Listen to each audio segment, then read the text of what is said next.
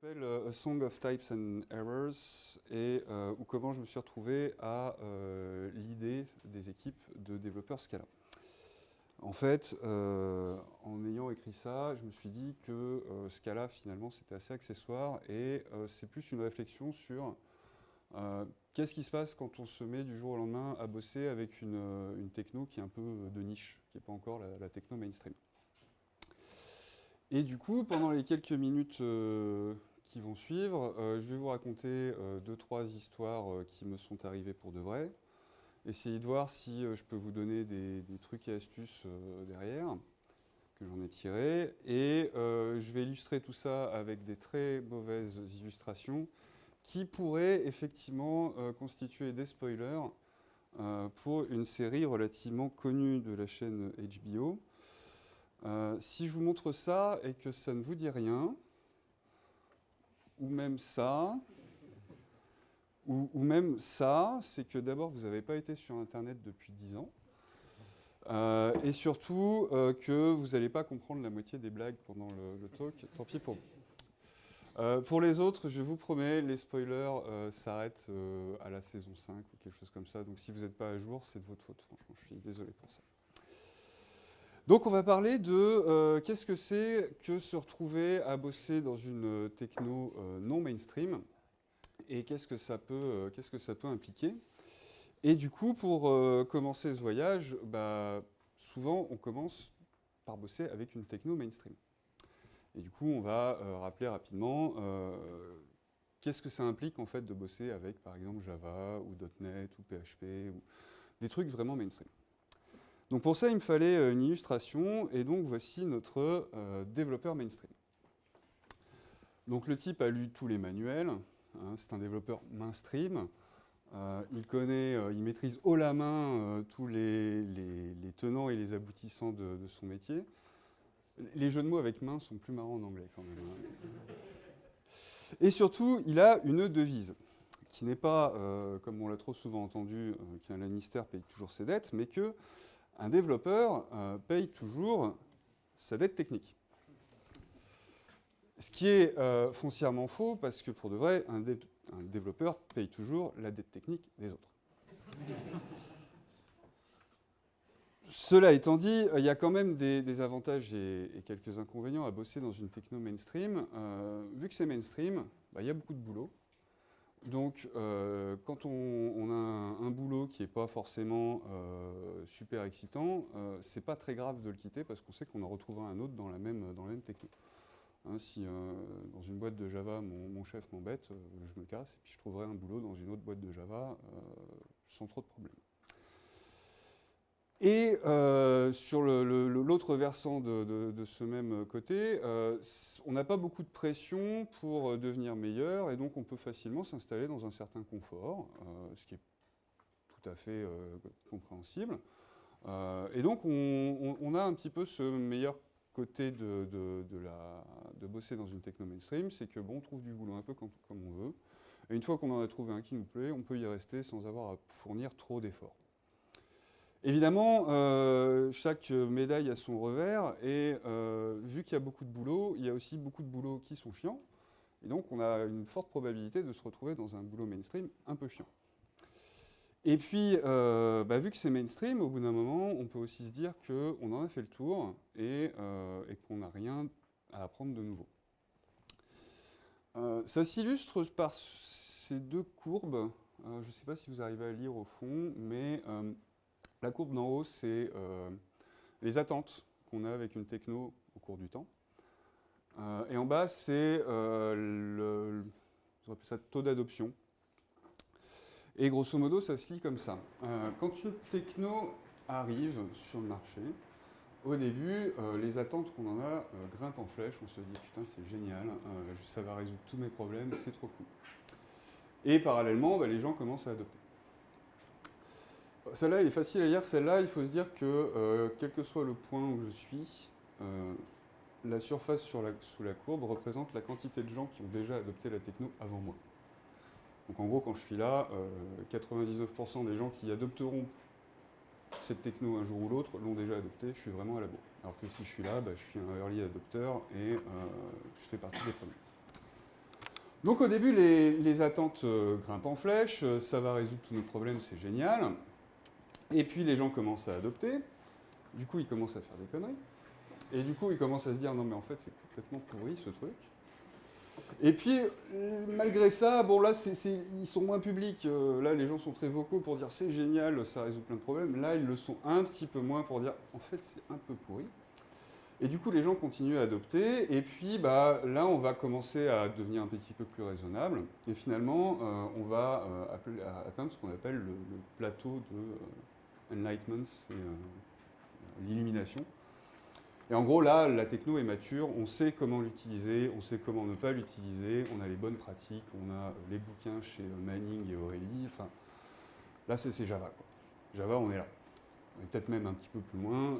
C#, c'est pareil. Dans une techno mainstream, par définition, quand une techno est mainstream, on est à peu près là de ce graphique. Ce qui explique du coup qu'on a les pour et les contre qu'on a vus au slide précédent. Du coup, si on revient sur les contres, bah, grosso modo, quand on fait du mainstream, facilement on s'ennuie et on n'apprend pas des choses des choses nouvelles tous les jours. Ce qui, du coup, explique peut-être la séduction de partir sur une techno un petit peu nouvelle et un petit peu pas mainstream. Alors, première difficulté, quand on commence à étudier et à prendre en main une techno comme Scala, même si Scala, c'est plus vraiment la niche comme ça pouvait être il y a 3-4 ans, mais ça reste quand même un truc pas très utilisé. Par rapport à Java, enfin, c'est pas mainstream encore. Mais bref, quand on démarre dans une techno un peu nichesque, bah, par définition, il n'y a pas beaucoup de boulot de disponible. Donc forcément, trouver un boulot professionnellement dans ce domaine-là, ça risque d'être un petit peu compliqué. Alors il y a la solution de créer soi-même son propre boulot, hein, c'est-à-dire d'aller voir son manager et dire bah, le prochain projet, si on le faisait en Idris ou en Rust ou en Scala, ou de carrément monter sa propre boîte juste pour pouvoir bosser sur cette techno, il faut être un peu fou. Trouver ou créer son user group local sur cette techno-là, c'est quand même super pratique. Ou y aller et y soumettre des talks, par exemple, ça aussi, c'est bien. Aller à des conférences, faire du networking, rencontrer des gens qui travaillent déjà dans ces technos-là, c'est quand même super important, montrer qu'on est intéressé. Pas forcément qu'on maîtrise, mais qu'on est intéressé, qu'on est enthousiaste. Et évidemment, être patient. Moi, j'ai découvert Scala en 2012 à Devox. Et du jour au lendemain, d'ailleurs grâce à des gars de Singularity, du jour au lendemain, je me suis dit, putain, je veux bosser dans ce langage, c'est trop génial. Et j'ai attendu 1 an et demi avant de trouver une opportunité pour faire du Scala dans la vie de tous les jours. Entre-temps, j'ai poussé mes managers à essayer d'utiliser Scala pour des projets, ça n'a jamais pris, donc tant pis.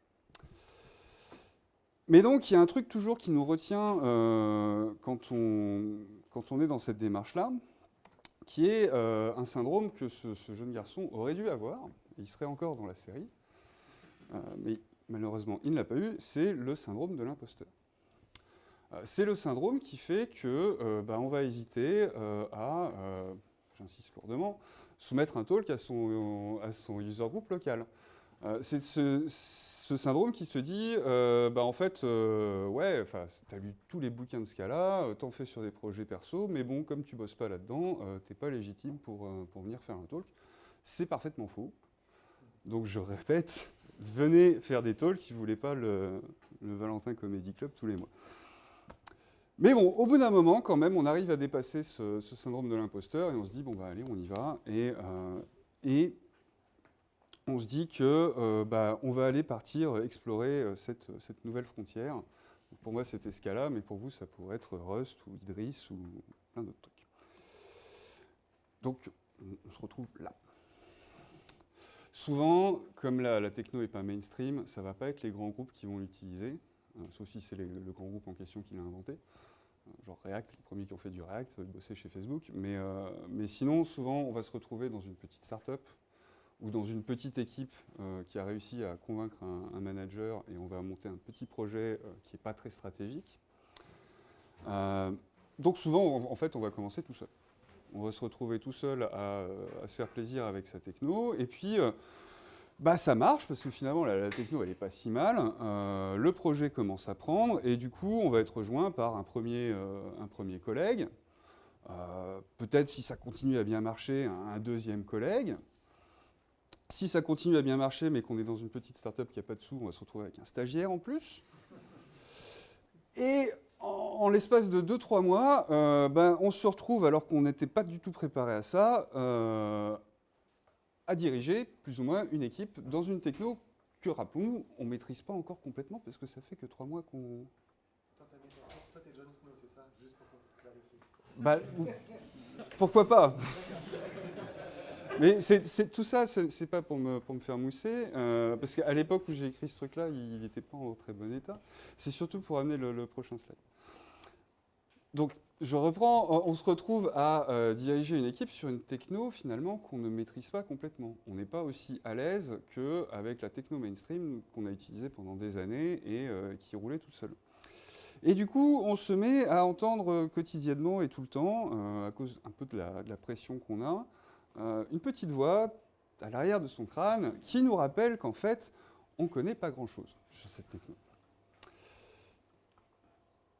Et c'est en fait un autre symptôme du syndrome de l'imposteur, finalement. Mais là, cette fois-ci, c'est beaucoup plus précis. On est en train de faire des choses, et c'est juste que on se demande tout le temps, est-ce que je les fais bien, est-ce que je les fais pas bien? Et c'est la partie du syndrome de l'imposteur, pour moi, qui nous pousse à s'améliorer et à continuer à progresser. Évidemment, il faut faire attention aussi à ce que ça ne devienne pas trop lourd et qu'on n'explose pas en vol. Mais donc, pour résumer, on est dans cette petite équipe, on fait partie des premiers quasiment à utiliser cette techno, personne autour de nous. On est dans une start-up la plupart du temps, donc il faut produire parce que sinon la boîte elle coule. Donc la pression commence à être un peu forte et forcément on va faire des conneries. C'est pas peut-être, c'est quand en fait la question. Et si on revient à notre courbe du début, c'est pas surprenant. On est là quand on est dans du nichesque. On est soit là, si on est un tout petit peu raisonnable, soit carrément là si on est complètement fou, ou qu'on a créé la techno nous-mêmes. Moi, quand j'ai commencé ce cas-là, on était à peu près là, et je pense que maintenant, on doit être à peu près là. Bientôt, avec Doty, on sera là, ça sera génial. Mais pour l'instant, c'est pas le cas. Et donc forcément, il n'y a pas encore eu toutes les bonnes pratiques qui ont été découvertes, souvent pour pallier aux mauvaises pratiques qui ont été utilisées avant. Il n'y a pas forcément énormément de matériel en ligne ou dans les librairies pour nous apprendre à faire du clean code en ce cas-là ou ce genre de trucs. Donc forcément, toutes les bêtises n'ont pas encore été faites, alors qu'avec Java, c'est le cas, même si on peut les répéter. Hein. En ce cas-là, toutes les bêtises, au moment où je vous parle, elles n'ont pas forcément encore été faites. Et donc, on va forcément en faire. Ça va forcément mal se passer, mais c'est normal. On est là, quoi. Et du coup, moi, c'est exactement ce qui m'est arrivé dans mon premier job. On est fin 2013. Et j'ai rejoint une petite start-up qui se donnait pour objet, au moment où j'y étais en tout cas, de fabriquer en masse des sites web pour des pharmaciens avec la possibilité de faire de la vente en ligne de médicaments.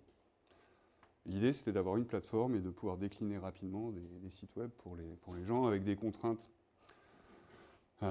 juridiques qui impliquaient qu'on devait être hébergé chez des hébergeurs extrêmement chers et que du coup, il fallait essayer de réduire au maximum l'empreinte des serveurs. Et un des cofondateurs de cette boîte, qui n'est pas là ce soir, mais qui fait partie du PSUG, corps du PSUG, avait décidé de faire un premier POC en ce cas-là. Et du coup, moi, j'avais été recruté en tant que CTO. J'étais tout seul, donc forcément, j'étais le CTO, pour prendre ce POC et puis le mettre en prod. Je n'étais pas tout seul, pour de vrai, on était deux. de développeurs, et puis ça a grossi petit à petit. Mais bon, moi, tous les jours, en allant au boulot, j'entendais que la petite voix dans la tête qui me disait « Putain, mais mec, tu connais rien ». Le cofondateur, c'est Jonathan Vidandy, que vous avez certainement tous vu au moins une fois ici, et qui me disait « Mais si, c'est facile, regarde, tu fais une macro, tu fais ça ». Et moi, j'étais là « Ouais, d'accord. Faut pas que ça se voit, faut pas que ça se voit ». Et puis du coup, je cherchais, et puis bon, je galérais, quoi. Mais en même temps, je faisais du Scala, j'étais content, j'apprenais plein de trucs, et je suis tombé dans ce que j'appelle le paradoxe du débutant. C'est-à-dire que tu sais à peu près juste assez pour avoir une idée de tout ce que tu sais pas. Et en même temps, le peu de savoir que tu as te donne une puissance par rapport à ce que tu faisais avant, qui est complètement grisante. Et ça, en fait, c'est super dangereux. C'est super dangereux parce que ça mène à un truc que j'ai appelé, alors je ne vais même pas essayer de traduire ce mot en français, over cleverness. Ça n'est pas un mot qui existe, hein, c'est juste, en gros, l'orgueil, mais transposé à la programmation. C'est de se dire, putain, je suis trop bon, j'arrive à comprendre les type classes, vas-y, j'en mets partout, j'ai eu shapeless, oh, c'est parti. Bon, là, je parle pas parce que j'ai vraiment fait ça à une époque, c'était pas une bonne idée, j'étais pas prêt encore, tu vois. Mais voilà, ça va être user et abuser de fonctionnalités du langage, et Dieu sait si dans ce cas-là, il y en a des fonctionnalités du langage, à des moments ou des endroits où c'est pas du tout adapté. Quand on est tout seul et qu'on écrit du code, ça va, et quand on relit, ça va moins bien, et quand le collègue essaie de relire et de modifier, là, c'est la vraie catastrophe. C'est ça le vrai problème. Mais une fois de plus, quand il n'y a pas de bonnes pratiques qui sont publiées, sur lesquelles il y a un consensus, c'est facile aussi de tomber dans ce genre de travers. Alors, il y a d'autres soucis possibles qui sont un peu moins graves. Quand on est dans une petite start-up et qu'on bosse avec des technos qu'on ne maîtrise pas forcément, on ne va pas avoir beaucoup de temps pour apprendre. Quand on bosse 90 heures par semaine pour produire du logiciel, il reste peu de temps pour lire des bouquins et essayer de faire des projets perso à côté. Et quand l'équipe grossit et que tout le monde est sous la même pression, ça va être plus compliqué de transmettre le savoir au sein de l'équipe. Et du coup, finalement, on va être sous pression, mais on va pas produire, enfin, on va pas grandir beaucoup. On va essayer de produire au détriment de la croissance intellectuelle. Et ça peut mener à des conséquences assez dramatiques. Par exemple, sans honte aucune, voici un des morceaux de code que j'ai commis au début de cette mission. Il est strictement inutile d'essayer de lire ce code. D'ailleurs, ça dépasse de l'écran, c'est fait exprès. C'est une action play qui fait je ne sais pas quoi. J'étais très content de moi parce qu'en fait, c'est un seul appel de fonction. Vous voyez, on fait un form, .bind from request, que tout le monde connaît, .fold. Tout est dans le fold, c'est génial, j'ai une seule expression, je trouvais ça trop cool. C'est absolument illisible. Il y en a de partout, mais pourtant, à l'époque, je sentais qu'il y avait un truc à faire avec j'ai une fonction, c'est une seule expression, c'est cool, c'est censé être cool, lisible. J'ai qu'un seul truc, c'est simple. Bon, en fait, pas vraiment. Du coup, fast forward quelques mois plus tard, juste avant que je quitte un peu abruptement cette société, voilà ce que je faisais à ce moment-là. C'est pas la même fonction, elle fait pas la même chose, mais c'est un peu plus comment dire, représentatif du style que j'avais. C'est toujours dégueulasse. Il y a du Scala Z, on ne sait pas trop pourquoi. Je ne sais pas ce que ça fait, puis ça mélange plein de trucs en fait. Mais à ce moment-là, je pensais qu'il y avait un progrès et je voulais toujours essayer de. En fait, mon objectif, c'était de garder une seule expression, ce qui est faux là, puisqu'on déclare des vals. Enfin bon, c'est moche. Mais bon, là, à ce moment-là, on bossait à deux sur le back-end et on faisait des code reviews systématiques, l'un du code de l'autre, et vice-versa. Et puis moi, je suis parti de cette boîte pour des raisons perso. Et fast forward encore quelques mois au Scala.io suivant, où j'étais, et je rencontre dans les couloirs mon ancien collègue. Donc je vais vers lui, je lui fais « Salut, comment tu vas ?» Et il n'était pas très content. Il me fait « Non, je ne te serre pas la main. Et puis d'ailleurs, il va falloir que tu t'en ailles parce que je vais m'énerver. » ça fait des mois que je me bats avec ton code de merde, et j'ai pas envie de te parler. Du coup, ça donne une sensation pas très agréable sur le coup, parce que tu te dis, je comprends pas, on a fait du code review systématique, mon code de merde, t'en as reviewé le moindre caractère, pourquoi 3 mois après, ça te plaît pas? Et puis, en plus, je t'avais laissé mon numéro de téléphone, je savais que le code que j'avais laissé, c'était pas le meilleur code du siècle, quand tu poses 90 heures par semaine, tu fais pas forcément toujours du beau code. Et je t'avais laissé mon numéro de téléphone. Si je sais qu'il y a des trucs, il y a des loups dans le code. Quand t'en vois un, appelle-moi. Il l'avait pas fait. Après, bon, ça c'est une question peut-être personnelle, mais surtout ce que j'ai retenu à ce moment-là, c'est que en fait, le code review, ça sert pas à garantir la propreté du code. Parce qu'en fait, et encore plus fortement quand on bosse sur une techno qui est encore fraîche, la notion de code propre, code pas propre, elle va évoluer au fil du temps. Elle va évoluer au sein de la même équipe au fil du temps. Et le code qui peut paraître joli aujourd'hui, comme on va dire celui-là, c'est le code ultra pourri d'après-demain. C'est le même code, hein, c'est juste notre façon de l'envisager qui va évoluer parce qu'on va apprendre et qu'on va devenir meilleur. Et du coup, bon, moi, ça m'a quand même mis un sacré coup de pied au cul, cette histoire, et je me suis dit, bon, va falloir quand même essayer de devenir un petit peu plus, enfin, savoir un petit peu mieux gérer ce genre de situation de stress où on doit avancer vite, mais en même temps, il faut aussi qu'on progresse. Un point qui est pas mal pour se recentrer sur ces questions-là, c'est de se dire, comment est-ce que je le vends, la programmation fonctionnelle, à mes managers ? Je ne vais pas leur dire que je vais faire du joli code avec des fonctions plus courtes, etc. Ça, ils s'en foutent. Ce que je peux leur dire, par contre, c'est que ça va me prendre moins de temps à écrire. Il y aura moins de bugs au kilomètre carré à la sortie. Et du coup, je vais être vachement plus productif. Enfin, moi, c'est comme ça que j'essayais de vendre ce cas-là à mes managers. Ils n'y croyaient pas parce que j'étais très enthousiaste et très jeune à l'époque.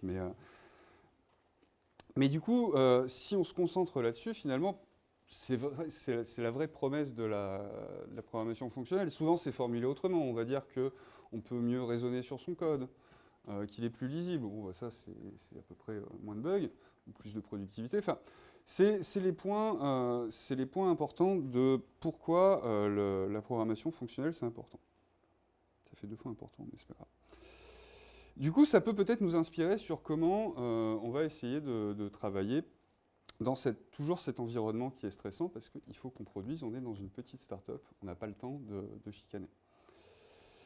Alors je vais revenir du coup au même problème que j'essayais à l'époque sans trop le savoir de résoudre avec les bouts de code immondes que je vous ai montrés avant. J'avais cette intuition en fait qu'une action dans un contrôleur, dans un framework MVC, ça doit être quelque chose de très simple, qui fait grosso modo 3 trucs, qui sont parser la requête, HTTP, enfin en extraire un objet métier, appeler des services, et fabriquer une réponse avec ce que les services auront envoyé. Et que donc ça, en principe, ça devrait pouvoir s'exprimer assez simplement, et idéalement dans une construction que moi j'aime beaucoup, mais que certains n'aiment pas, qui est la fort compréhension. Pourquoi la fort compréhension ? Parce que dans Play, on manipule des futurs. Une future, c'est une monade, et donc presque. Enfin bon, ça marche bien dans une fort compréhension, quoi. Donc, je me disais que si j'arrive à faire en sorte que mes actions soient chacune une seule fort compréhension, avec potentiellement plusieurs lignes, je serais très content. Et ça, c'est l'intitulé de mon problème. Et ça m'a pris pas mal de temps, en fait, avant d'arriver à un résultat probant. Donc, du coup, là, j'ai fait un slide d'avance. Donc, je vous ai défini mon problème, qui est prendre mes actions de contrôleur et en faire des simples forts compréhensions. Donc, la première étape, c'est réfléchir fortement à son problème et éventuellement prendre des notes, essayer d'écrire et voir ce que ça donne. Qu'est-ce que j'ai en entrée de mes actions ? J'ai un JS result quand j'essaie de parser du JSON, ou j'ai un form quand j'essaie de parser un formulaire. Mes méthodes de service, elles vont me renvoyer des futurs auctions, des futurs Ether, des futurs tout court. Et à la fin, moi, je dois produire un futur de résultat. C'est à peu près... j'y ai pensé pendant au moins une semaine et c'est tout ce que j'arrivais à écrire. Donc je me dis, bon, le problème n'est pas forcément si compliqué que ça. Il suffit que je mélange tout ça dans une requête Google, en rajoutant fort compréhension, et en avant la musique, je vais avoir ma solution sur Stack Overflow, quoi. Non. Non, bah non, parce qu'on est dans une techno qui n'est pas encore mainstream, donc ça veut dire aussi, si on repense à nos courbes du début, que les questions sur Stack Overflow, il n'y en a pas tant que ça. Et que peut-être que la question, je ne sais pas la formuler, en fait, parce que j'ai peut-être pas les bons mots. En fait, typiquement, là, de tout ce que je vous ai raconté, il n'y a pas encore les bons mots pour trouver sur le web une réponse à la question. Du coup, ça, c'est un problème quand on cherche des solutions, quand on fait de la programmation fonctionnelle et qu'on cherche des réponses à ces questions, c'est que souvent, on n'a pas le bon vocabulaire. On ne va pas forcément penser à dire « est-ce que je peux avoir une monade qui… bah non, parce qu'au début, on ne sait pas ce que c'est qu'une monade. Puis on a entendu que c'était compliqué, donc on n'a pas trop envie de rentrer dans ce genre de débat. Mais là, pour le coup, c'est vraiment qu'une question de vocabulaire, et c'est important d'avancer sur le vocabulaire, et au moins, même si on n'apprend pas forcément qu'est-ce que c'est qu'une monade, savoir au moins que ça existe et à quoi ça sert, ça peut être intéressant. Et en fait, c'est encore plus important quand on n'a pas le temps d'apprendre, quand on n'a pas le temps de passer 4 heures à lire des bouquins tous les jours. Ça, c'est ma petite technique. Alors, je ne l'ai pas mise au point, je me suis aperçu que je l'avais a posteriori. Mais grosso modo, ça marche en plusieurs phases. D'abord, ce que j'ai fait, et ce que je pense beaucoup d'entre nous font, c'est identifier des gens qui savent. Des mecs à suivre sur Twitter, des Daniel Spivak, Mal Sabine, enfin pour la communauté Scala, des gens qui ont un intérêt dans les mêmes secteurs que nous et qui a priori connaissent beaucoup de choses. Un autre truc intéressant, c'est de juste apprendre les mots et juste un tout petit peu savoir à quoi ça correspond. Par exemple, Shapeless, j'entends parler de Shapeless depuis le début où je fais du Scala. Pendant très longtemps, tout ce que j'avais retenu, c'était que ça permettait de déconstruire des types et de faire de la programmation générique. Et c'en était au point où je savais que c'était compliqué, je n'avais pas envie de regarder, et c'en était au point où j'ai conseillé à 2, 3 ou 4 personnes de dire « Ah, tu devrais résoudre ce problème-là avec Shapeless ». Mais c'était tout ce que j'étais capable de faire avec. C'était dire à quelqu'un d'autre « Tu devrais regarder là, il y a peut-être une solution ». Et par contre, une fois qu'on rencontre un problème dont on a compris qu'il utilisait une monade, de la programmation générique, n'importe quoi, un applicatif, etc. Là, c'est le moment de se dire, bon, j'ai un problème, j'ai un vrai exemple, c'est là que je vais pouvoir apprendre pour de vrai qu'est-ce que c'est qu'une monade, comment ça s'utilise, qu'est-ce que c'est Shapeless, comment ça s'utilise, etc. C'est là que c'est le bon moment d'investir le peu de temps que j'ai pour apprendre ce concept à fond. Et du coup, c'est une façon en fait, d'optimiser son apprentissage quand on n'a pas beaucoup de temps et un espace vaste à couvrir.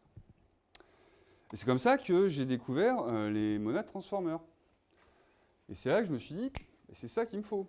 Parce que mon problème, en fait, c'est que je ne pouvais pas faire une forte compréhension avec tantôt un JSResult, tantôt un futur de Ether, tantôt un futur tout court. Ça ne marchait pas puisque ce n'est pas la même monade. Donc ça ne marche pas dans la même forte compréhension. Et du coup, j'ai découvert les monades transformers, j'ai appris à m'en servir, et je me suis dit, tous ces trucs-là, tous mes JSResult, mes formulaires, etc., je peux les transformer en un truc qui ressemble à futur de Ether, un result qui va être mon résultat HTTP de quand ça se passe mal, genre mon bad request, internal server error, etc., ou bien le résultat de ce qui se passe ce que je renvoie quand ça se passe bien. Et ça m'a permis d'assez rapidement écrire en quelques lignes une lib qui me permet d'avoir ce DSL-là. Alors là, ça dépasse parce que c'est large, mais pour le coup, c'est quand même plus clair. On voit à peu près ce qui se passe, quoi. Ça, c'est un truc que j'ai écrit dans une mission après. Et l'idée, c'est on a un devis qui rentre sous format JSON, on parse la requête. Et si c'est foireux, on envoie bad request. Ensuite, on appelle un DAO ou je ne sais pas quoi pour récupérer un user, et puis si ça ne va pas, on répond not found, etc., etc. Tout ça pour vous dire que là, par contre, le collègue qui arrive et qui ne sait pas vraiment d'où il sort ce petit point d'interrogation pipe, il s'en fout parce qu'il comprend. C'est visuel dans le code, c'est clair. Il n'y a pas forcément besoin de comprendre exactement comment c'est fait, c'est assez évident de ce que ça fait.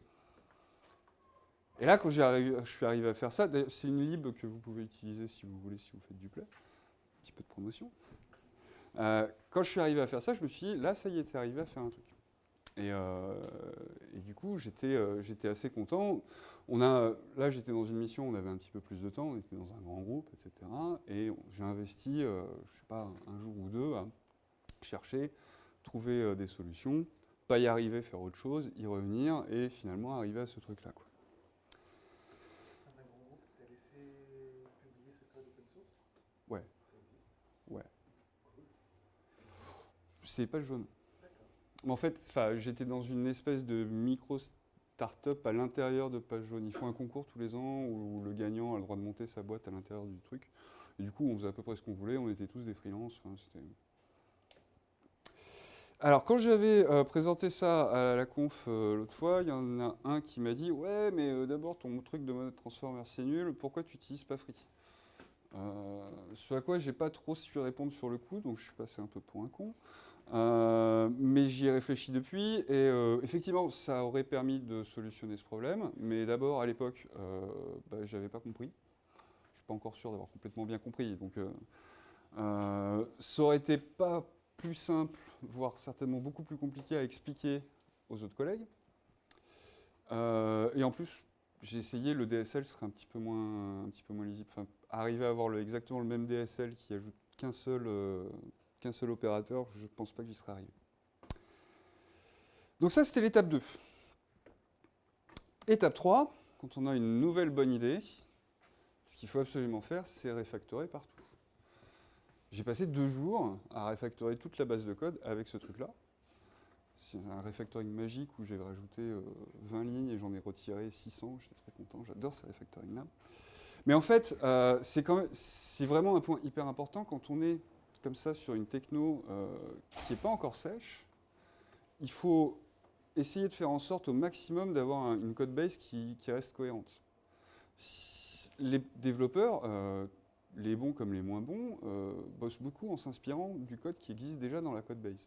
S'il y a dans la même code base 4 façons différentes de faire la même chose, ça va vite être le bordel. Donc quand on a une bonne idée, quand on trouve enfin une solution qui est pas forcément la solution, mais qui est mieux que ce qu'on avait avant, on refactore partout. Ça prend 2 heures de plus, mais ça vaut le coup. Oui? Ça prend le coup de manière. Ça vaut le coup, c'est très clair pour n'importe quel développeur. Comment tu vends ça à un manager? Tu lui laisses pas le choix. Tu lui dis que tu l'as fait. Ouais. D'accord. Quitte à le faire à la maison, enfin, mais tu le fais. Enfin, c'est important pour le... Je ne mets pas en cause l'intérêt et l'importance de la chose. C'est juste 2 heures, ça peut paraître parfois un peu ambitieux, ça peut parfois être un jour ou deux, c'était une grosse code. Ah oui, là c'était 2 jours. Même, mais ça vaut le coup. Ça vaut le coup quand même, mais il faut le vendre. Ah mais des fois, il faut même le vendre à ton collègue qui t'attend pour finir un truc, et là c'était le cas. Et puis à la fin, si vraiment tu as tapé juste, tout le monde va dire « Ah putain, ouais, c'était cool quand même, et tu nous fais gagner un temps fou. » Donc tu demandes à ce qu'on te parle de la mission. Et tout le monde est content. Ouais, donc j'ai passé l'âge de demander la permission, mais je l'aurais fait plus jeune, mais ou alors si vraiment on te fait chier plusieurs fois pour ce genre de truc, tu changes de mission, quoi. Mais ouais, après, il ne faut pas faire ça tous les jours. Mais quand c'est un point qui est identifié, qui est vraiment un point pénible pour tout le monde, ça vaut le coup d'essayer d'investir dessus. Mais par contre, il ne faut pas laisser une version là, une autre version là, une troisième version là, parce que là, par contre, ça fout le bordel. Et du coup, la 4e étape, c'est toujours profite. Hein. Et pour le coup, j'en ai bien profité. Ça m'a donné la matière à mon tout premier talk au PSU il y a 2 ans, ou 3 ans peut-être, je ne sais plus. Ça fait une lib qui est utilisée par au moins 50 personnes. Bon, c'est énorme. Et pour le coup, moi, ça m'a permis d'apprendre des trucs et ça m'a décoincé un peu sur comment arriver enfin, par quel bout j'allais explorer cet énorme paysage qui est Scala, la programmation fonctionnelle et tout ça. Voilà, donc ça c'était un petit peu j'ai commencé par le côté pas cool et j'ai fini sur la note cool de mon histoire à moi avec Scala. Le truc c'est que enfin, si on arrive à tous faire ça, on va pouvoir un petit peu oublier le syndrome de l'imposteur et finalement vivre comme des imposteurs qu'on est. C'est-à-dire on vit dans une techno qui n'est pas encore sèche, il n'y a pas d'expert déterminé, il n'y a pas de gourou, on n'a pas de Uncle Bob ou de Martin Fowler du Scala. C'est pas grave.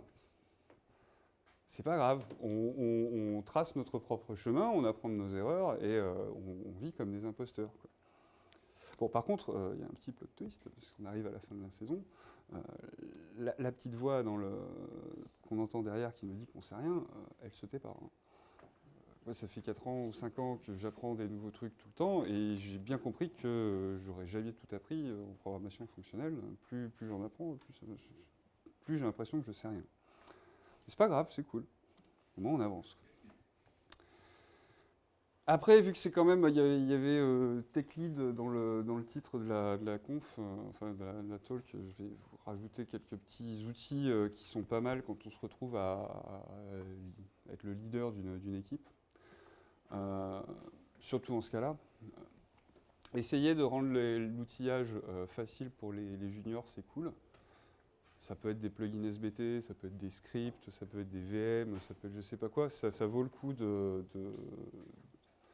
payer un peu de sa personne pour rendre la vie de ces juniors plus facile, parce que comme ça, ils pourront se concentrer sur apprendre le langage, et ensuite, ils viendront peut-être comprendre les mystères internes de SBT. Dans la même ordre d'idée, faire des squelettes de projet, quand on va avoir un projet avec plein de modules, préparer des petits squelettes de « ici, c'est comme ça qu'on fait ».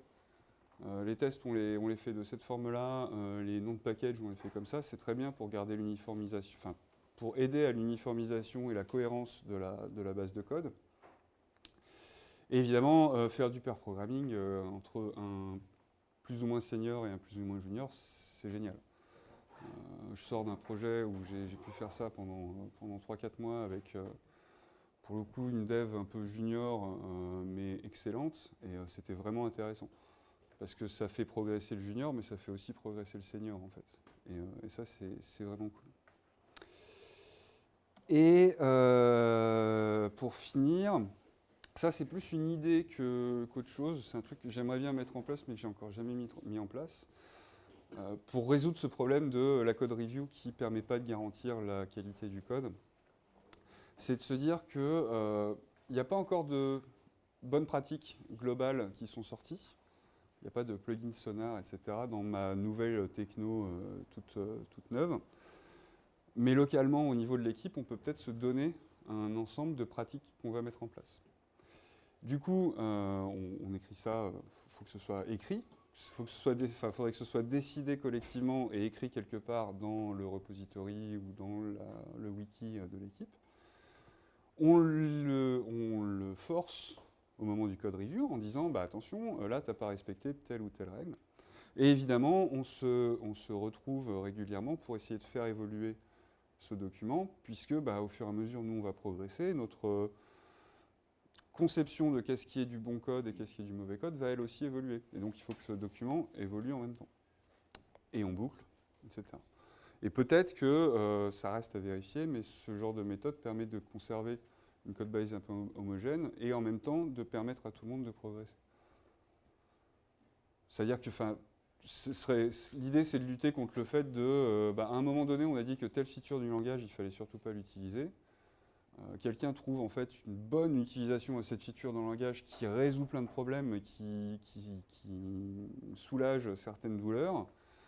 Ce serait idiot de continuer à s'interdire de l'utiliser. Donc il faut être capable aussi d'évoluer avec l'apprentissage qu'on fait de la techno. Donc voilà. Préparez-vous, parce que même si vous n'y êtes pas encore, vous allez de toute façon, à un moment donné, moi j'y crois, bosser avec votre shiny new tech à vous. Ce ne sera pas forcément ce cas-là. Si c'est ce cas-là, c'est super cool, mais il y aura peut-être d'autres trucs. Et c'est à peu près tout. Si vous avez des questions, c'est le moment. Oui. Est-ce qu'il n'y a pas une petite contradiction entre la slide avec la bataille navale dont j'ai oublié le nom, Refactor Everywhere, et l'idée sur la dernière slide de quand on a une bonne pratique de le forcer seulement quand on va aller modifier le fichier dans une review. Ah, alors, Est-ce que quand on ouais, je l'ai peut-être mal. Alors, t'as raison, je l'ai peut-être mal écrit. En fait, là, c'est. Pardon. C'est pas. Là, faut pas lire un seulement. C'est aussi, en fait. Ah, d'accord. Donc oui, quand la code review sert à forcer les bonnes pratiques, mais pas nécessaire. Enfin, c'est pas le seul outil pour le faire. Là, je parlais plus sur comment essayer d'améliorer la code review, mais il y a peut-être effectivement d'autres pistes en dehors de ça pour faire en sorte d'avoir un code homogène et un peu propre dans la définition locale ici et maintenant de ce que c'est que propre. Oui. Tu as donné l'impression que duration d'un truc, c'est juste question de bonne technologie, de bonne manière de faire les choses techniques. Mais c'est mon expérience que c'est une grande dimension de gérer les problèmes interpersonnels, les conflits entre des personnes. Et quand deux experts ne sont pas d'accord avec une technologie, c'est de voir rapidement dans un problème entre deux personnes. Mais tu n'as pas eu une expérience comme ça? Si, mais c'était pas ce dont j'avais envie de parler. Là, j'avais vraiment envie d'essayer de vous raconter l'histoire de je veux bosser avec cette nouvelle techno, j'y arrive, et puis en fait, par la force des choses, mais malgré moi, je me retrouve à être le plus expert dans la salle, finalement. J'aurais peut-être dû dire ça plus que leader, mais de facto, tu te retrouves, au moins sur la partie technique, avec leader.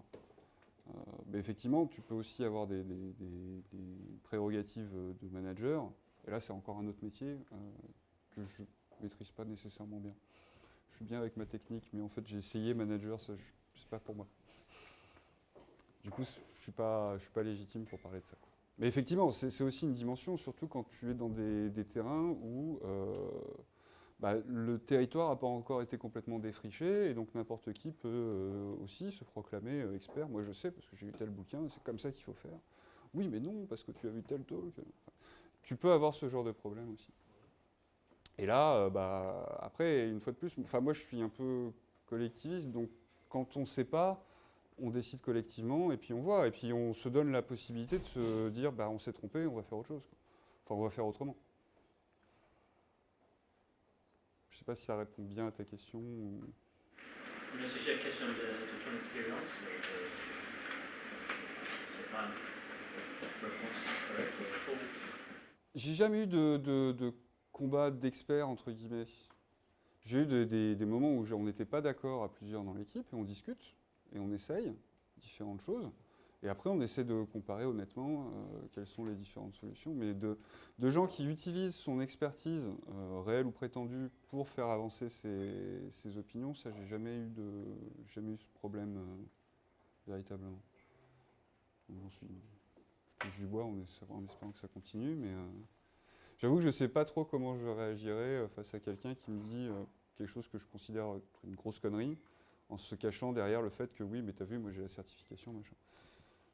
Si tu parlais d'un peu Bob comme expert, je correspond pas mal à ce que tu viens de décrire. J'ai pas envie de rentrer dans ce débat-là. Mais oui. S'il y a d'autres questions? Oui. Dans le code review, est-ce que vous, comment dire, si il arrive que les deux personnes ont des différentes façons de faire, est-ce que ça rentre aussi dans le périmètre de discussion, ou alors que c'est parce qu'on garde chacun sa façon de faire? Le but, ça reste pour moi d'obtenir un code qui est homogène. D'où l'idée de s'entendre tous ensemble sur comment on fait certaines choses. Et une fois qu'on a collectivement décidé ça et qu'on l'a écrit quelque part, au moment du code review, il n'y a plus d'ambiguïté. On dit, non, la dernière fois, on a décidé qu'on faisait comme ça, donc tu fais comme ça. Même si toi, tu préférais faire autrement. Des fois, ça peut arriver. Moi, j'aime bien écrire du Scala, du point-free Scala, mais ça ne rend pas forcément le code super lisible. Ça nécessite des libs parfois qui qui plaisent pas à tout le monde, et du coup, je suis prêt dans une équipe qui veut pas travailler comme ça, à ne pas travailler comme ça. Mais il faut que tout le monde joue le jeu, si tu veux. C'est pas... Le but, c'est quand même, on produit quelque chose tous ensemble, et il faut qu'on arrive à quelque chose de cohérent à la sortie. Alors après, je ne suis pas un nazi non plus. Des fois, il y a des trucs qui vont un petit peu diverger. Mais là, je ne parle vraiment pas de formatage, mais plus de formatage du code, parce que ça, c'est automatique, mais plus de façon de résoudre tel ou tel problème. Mais quand c'est vraiment, quand on voit que ça n'a rien à voir et que dans le même fichier, côte à côte, il y a deux solutions différentes au même problème, là, il faut uniformiser. Et forcer l'uniformisation et l'homogénéité comme ça, tu ne dis pas que ça peut un petit peu brider la créativité? C'est pour ça que je rajoute une étape où tous les N temps, on se retrouve pour dire, bon, comment est-ce qu'on fait évoluer ce document? Parce que justement, quand on est on serait sur du Java ou sur des trucs très mainstream, où là, c'est codifié, il y a des plugins sonars, ça n'aurait pas d'intérêt. Mais là, on est par exemple dans du Scala, où on ne sait pas encore quelles sont les bonnes pratiques. On va apprendre au fur et à mesure, et ça se trouve, on va s'apercevoir que tout mettre dans une forte compréhension, c'est pas une bonne idée. Parce que quelqu'un va nous apprendre que, tu vois, il y a un overhead, machin, etc. Et du coup, on va changer ça. Il faut se laisser la porte à faire évoluer la porte ouverte à faire évoluer ce document-là. Mais ça implique que tout certains membres de l'équipe a du temps à du code en dehors de la société, puisque dans la société, on peut trouver la solution officielle à ce problème-là. C'est local, c'est la solution ici et maintenant. C'est ça. Mais si on reste dans le petit monde ici de cette société, le machin va pas bouger non plus. Il y a des chances. Je ne peux pas vous écrire un livre sur ce que j'en fais. De nos jours, c'est pas nécessairement là qu'il faut chercher des réponses. Oh, sur ce cas-là, c'est pas mal. Hein. Les réponses de Travis Brown, on est bien lotis sur Stack Overflow en ce cas-là. Je dirais pas la même chose. Mais... Oui, évidemment, il faut laisser la porte ouverte à expérimenter des trucs et puis à évoluer, quoi. Mais tout ça, ça vient parce qu'on a conscience qu'on n'est pas arrivé au bout du truc, quoi. Plus de questions? Je vois qu'il y a des pizzas qui... Ah si. Juste pour ajouter sur la partie expérimentation, on peut côté un petit peu cargo-cube qui peut résulter de... on a décidé qu'on faisait des choses et puis à un moment on a oublié que le monde avait décidé, c'est la mettre en place. Ce qui marche bien, c'est il y a toujours sur un projet, dans le cadre d'un grand projet, il y a toujours des petits projets à côté où une nouvelle feature qui va être ajoutée et qui est assez décorrélée du reste, et de laisser de la liberté, de l'expérimentation, ou c'est le bon endroit pour tester la nouvelle bibliothèque. Allez, c'est quoi ce truc Chapelle dont on a pas parlé on va voir si vraiment pour décoder les zones, ça va aller mieux avec. Et après, par contre, de faire, d'organiser des code reviews avec toute l'équipe, la personne ou des 2 ou 3 personnes qui ont travaillé sur ces morceaux-là de présentation, qui disent, voilà, ce qui marche bien, c'est ça, ce qui marche pas bien, c'est ça, les apprentissages qu'on a attirés, c'est ça, de partager avec l'équipe. Et après, ensuite, de diffuser sur la suite du projet si ça marche bien, de dire, non, en fait, ça, on peut vous dire, on verra dans 4 ans, je laisse, ou on laissera CRC utiliser Chapelle pour nous, et puis on va... Ouais, carrément. Enfin, partager même ce qui marche et ce qui ne marche pas quand on a expérimenté quelque chose avec toute l'équipe, c'est hyper important aussi. Il faut aussi que l'équipe soit petite, quoi. Mais de toute façon, il faut que l'équipe soit petite. Ce genre de choses-là ne marche que dans des équipes assez homogènes et assez petites. Et sinon, ça devient... la loi a été écrite par quelqu'un il y a longtemps, on ne sait pas pourquoi, mais c'est la loi, on l'a suivi. C'est exactement ce qu'on va dans là. Ouais, carrément. Merci. Bon, merci.